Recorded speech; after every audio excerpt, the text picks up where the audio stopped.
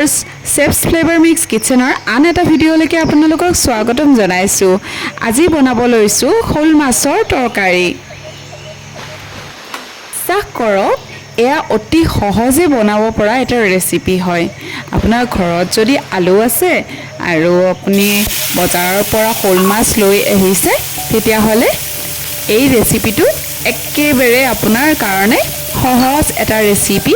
দুপৰীয়াৰ আহাৰ বা ৰাতিৰ আহাৰৰ বাবে এইটো বহুতেই এটা আৰামদায়ক আৰু খুব সুস্বাদু এটা ৰেচিপি হয়। বলকচোন আমি বনাওঁ। প্ৰথমতে এনেকৈ গৰম তেলত পিঁয়াজ, নহৰু আৰু জলকীয়া, কেঁচা জলকীয়া দি কিনি এনেকৈ ভাজি লৈছোঁ আৰু সোৱাদ অনুযায়ী নিমখ দি দিছোঁ আৰু অকণমান পিঁয়াজখিনি ব্ৰাউন কালাৰ নোহোৱালৈকে ভাজি লওঁ। পিঁয়াজখিনি ভজা হোৱাৰ লগে লগে ইয়াতে হালধি গুড়ি, ধনিয়া গুড়ি আৰু জিৰা গুড়ি দি দিছোঁ। দি কিনি ভালদৰে আকৌ ভাজি লৈছোঁ।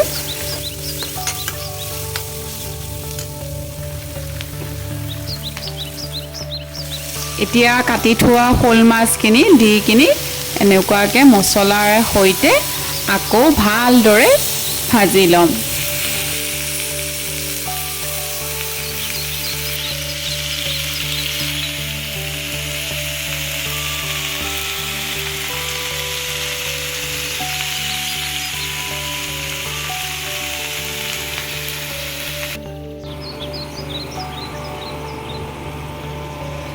এতিয়া অকণ পানী দি কিনি ভালদৰে গ্ৰেভিটো বনাই ল'ম।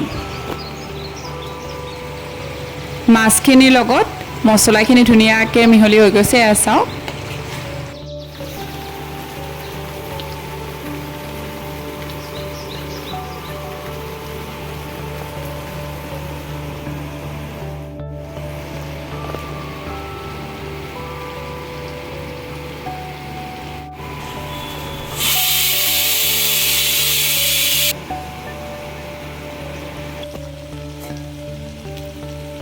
এতিয়া তৰকাৰীত অকণ পানী দি দিছোঁ আৰু লগতে কেইটামান আলু বইল কৰি কিনি ছাইডত থৈ দিছিলোঁ।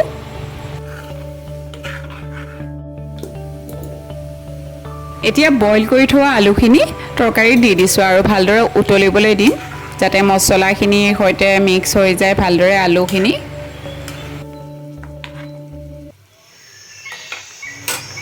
মোৰ তৰকাৰী ৰেডি হৈ গ'ল।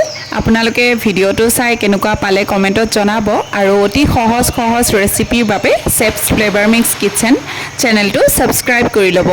আজিলৈকে আহিছোঁ, পুনৰ লগ পাম নতুন এটা ভিডিঅ'লৈ। Bye bye.